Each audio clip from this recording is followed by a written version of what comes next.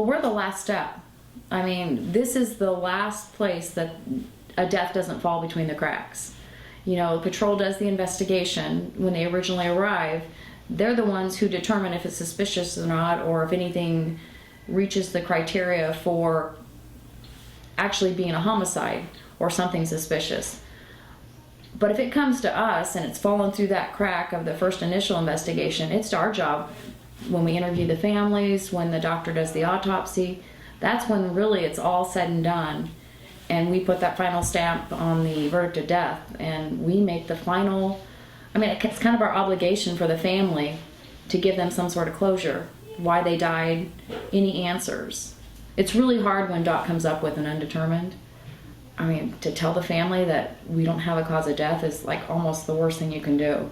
It's an undetermined, but we've weeded out all the questions that it's a homicide or suspicious in any other way. So yeah, he may not be able to give them the exact cause of death, but at least we can give them the closure that it's not a homicide. Ever since I was little, I've had, I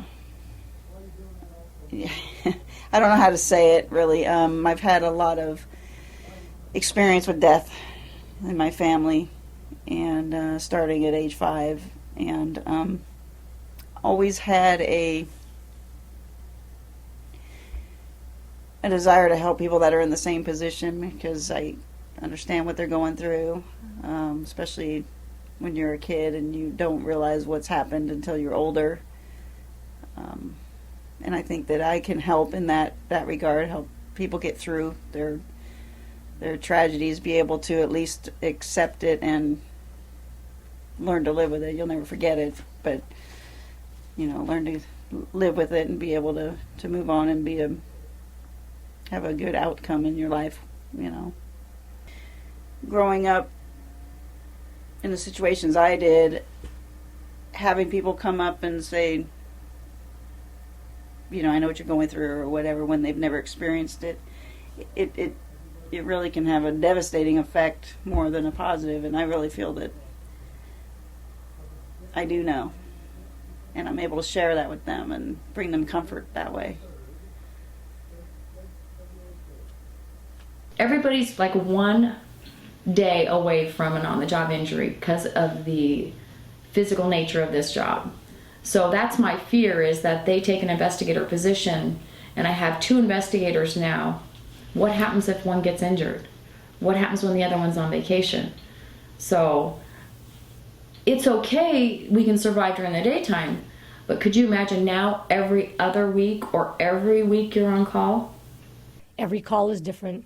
Every situation is different. Every death is different. They're not the same. And everyone is handled in a very unique way. When you get there, my whole goal and my whole everything that I'm doing is for that family. And whether it takes me an hour or 5 hours, I'm going to do my job, and I'm going to do it right, and I'm going to let those families know that I'm there for them, and I will take care of their loved ones. You do get calls. People die every day, and it's shocking when you don't get a call. So that would be 1 week of basically, if you're lucky, a bad night's sleep. The way I look at it, no matter how I'm making the death notification, whether I'm knocking at a door, making a telephone call, I always put myself in their position. If I was receiving a call that my son or my loved one was deceased, how would I talk? How would I want to receive that phone call? What would I want them to say to me? So I'm always very